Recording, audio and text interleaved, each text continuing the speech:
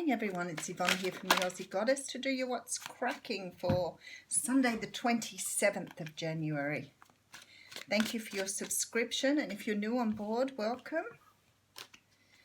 I always say to everybody I love to do these readings, so it's my pleasure to bring these messages to you from Spirit. And we'll see what the general energies are for today. And do remember, it's not a personal reading. If you want a personal reading, I put all the details under the weeklies, monthlies, so you can revert back to one of those. And thank you for those who have bought personal readings for me, and for those who've donated. You've enabled me to buy some new stuff. Alrighty. So at the front of the deck, we have the King of Swords. Now, the King of Swords is representative of the air signs, so he can represent Libra, Gemini and Aquarius. He's keeping secrets here. He's not talking. So you've got someone around you who's not talking to you or is keeping secrets from you here. You may not be talking to them at the moment either, so let's see. So the King of Swords is a person who is often very logical, very thought-provoking, can be in a job or a position where they have to use their intellect rather than their heart. So they're more thinkers than feelers. Okay, so we have a Tower coming in here. Very interesting. So if you've got someone around you who hasn't been talking to you at the moment, or that you've not talked to them, there's a possibility something's going to happen here to disrupt the status quo. So this is about breaking down old structures and rebuilding. So we'll see why. Okay, we do have the Devil energy coming in here. So this is to do with, and you know how much I love the Devil card, can be codependency and narcissism. I never discount that. It's about obsession, lust, anything taken to extremes, alcoholism, drug use. It's also about the ego, so the face we wear to the world when we don't want to expose who we truly are. Okay, Seven of Wands coming out here. So the feeling of needing to be defensive, defending your kingdom, defending the door to your heart maybe, but definitely defending yourself here and standing up for yourself. There's lots of yellow and red in these cards here. A lot of. Oh, and another one. Six of Wands. We've got a fiery energy. So the Six of Wands is about victory. It's about feeling victorious. It's about winning at its base. It's can be public recognition. At the end of the day, this card comes up when you have a victory yourself. You don't need to be recognised for that. It can be about your own recognition of something. Okay, Five of Pentacles coming out here. So this is about feeling left out in the cold, feeling spiritually low, maybe a little depressed at the moment, maybe a little fed up with things the way they are. I know a lot of people are saying at the moment they, feeling like they need a change. Feeling like you want to get into new territory, feeling stuck. Okay, and then we have the Queen of Swords. Now the Queen of Swords, unlike the King of Swords, she's ready to say her piece. She has her sword held high and she's ready to speak it. So again, representative of the air signs, so Libra, Gemini, Aquarius. This is quite possibly the energy you're going to be taking on here, because you look like you're ready for battle. Okay, and then we have the Ten of Cups. Nice little reprieve after the rest of the cards. So the Ten of Cups is about absolute joy and happiness, having all the love you need, having everybody around you, your family, just absolute joy and happiness. And I love that there are swans on this card with their babies, and in the background is the castle. Sort of gives you a nice sort of energy there. Okay, and then we have the Ten of Swords. Well, that didn't last long. So there's endings here. There are endings all over this reading. The Ten of Swords talks about betrayal, End of cycles, I always see it as the end of negative thinking, coming around to a brand new start where you can let go of this overthinking things. And when I see this tower, I think that's why, because you're about to move out of this cycle, and it looks like it's with somebody. So we'll work it out why in a minute. Okay, Three of Swords coming up here. So this is the card of heartbreak. Can be the card of third-party situations. And when we say third-party, remember, we're not always talking about another person. This just can be third-party interference. So in my experience, it's meant, you know, mum's interfering, friends are interfering. Sometimes it's just about beliefs. So it might come up, for example, if your partner came from a different sort of cultural background and his cultural background was stopping you from moving forward for whatever reason. But it can be it can be an interference here. I seem to be shuffling my tablecloth around. I suppose that's what happens when you're on a glass table. This is the Nine of Wands. So the Nine of Wands is the card of putting up boundaries. And I talk about boundaries all the time, mainly because I've learned what boundaries are. I've learned without boundaries, people take advantage of you, they walk all over you, they push you when they want something because they know that you will give in to that. A lot of people, especially in the narcissist empath relationship, the narcissist will push these boundaries just to see how far they can push you, and that's how they get you really hooked, because they work this out. So keeping your boundaries here, folks. Okay, so we do have the King of Cups up there, maybe dealing with a water sign. King of Swords up front. This is the energy of a person here, not necessarily their sun sign as well.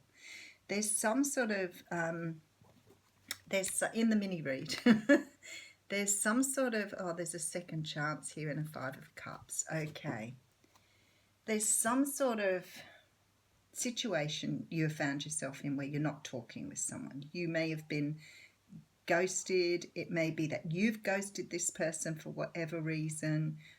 It appears to me that you could have done this because they had some sort of addiction, alcohol addiction, could have been spending money and not repaying. They could have been narcissistic. They could have been any one of those things that brings in the devil energy. Sometimes when I see this Three of Swords and I look at the devil energy, I think maybe this person was so full of ego that they found it hard to see the love that had been offered to them. Now, something is happening here where somebody's coming forward to speak a truth. They are ready, they have opened up, and they're ready to say something. The thing is, there's a tower here, which generally means something through that truth. And I have a feeling this was a very similar reading to what I had yesterday. Something in this truth is about to change your world completely. Because I see it being the end of things. So it's like you may have hung on to this old thing for many, many months, even years. So somebody somewhere walked out of your life a long, long time ago. This isn't something brief. It feels like it's been around a long time and you've hung on to it. So there is a victory here, but I don't think it's victory in this relationship. So it's not to do with that. So let's put the relationship aside. This is to do with your personal growth here. I feel like ever since this person went or stopped talking to you, something has played over and over and over again in your mind. It's created like this heartbreak and this wondering. So sometimes when people leave, if they leave and they don't give us a reason why, we make up our own reasons in our heads. And in my experience, that person all of a sudden appears and they're like, what do you mean? What are you talking about? Well, you know, because you've overthought it and overplayed it in your head, it's become something massive and the other person hasn't even thought about it again. It happens that way. And this is the energy I'm feeling here. So there's some sort of resolution coming in here for you. So it may be that you bump into this person, you have a conversation with this person, they may send you a message and say they want to chat to you, or I think it feels like to me that there's some impromptu meeting or some impromptu conversation. But I don't think that they even know what they done. I don't think that they even recognised how much you'd been hurting during that time, because they'd just gone away with their ego and done their own life, and they hadn't really looked at it again. Whereas you've stewed and thought about it, you've been heartbroken, you felt empty and sad, and you realise, this was about you allowing them to infiltrate these boundaries here. But there is a victory, and what I want to say to you, this victory is about your health and well-being. So it's like this situation's going to help you to move forward. You're going to be able to move into a different time. Now, this is about your healing. It's not really so much about this. It's about you understanding that sometimes you put all the effort, hurt, pain, all those things into your healing, and they haven't felt anything at all. That's what this is here. So you're being given this opportunity now to go your next stage of healing and be able to heal what this person left behind. So even though maybe what they done was somewhat unintentional, in your mind you've made it out, that the hurt and the pain that they left behind has stayed with you all that time. What I want to say to you is, this whole situation is about to bring around a new you here. One that understands how your overthinking leads to more pain than necessary. So in this tower, you're able to now let that go and be able to move on with your life. So I bet there's people who are listening who've walked out of a relationship and thought, aha, that's you. You're going to suffer for this. And they don't suffer at all. And I always say to people, here you are eating yourself up inside about what happened, and the other person hasn't even given it a second thought. Because of this ego, because of this sort of narcissistic nature, it doesn't happen for them.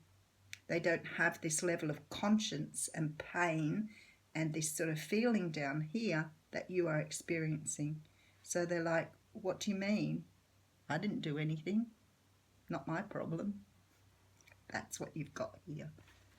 Okay, heavy reading for a Sunday morning, but somebody needs to hear it. Maybe we all need to hear that again sometime.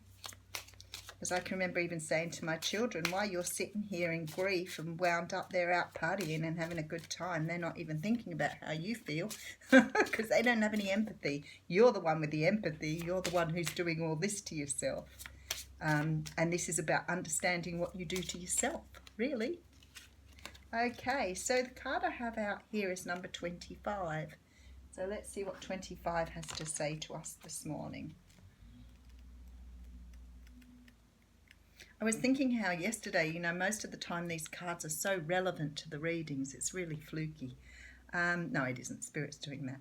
This is a time to deepen your knowledge through study, including but not limited to reading. Seek out teachers who will encourage you to think for yourself. Put your study into practice through meaningful rites and spell work. Very interesting. Go back to the basics of your spiritual practice, keeping it very simple until you're feeling in touch with your essential sacred self. See, that's what you've really let go of here.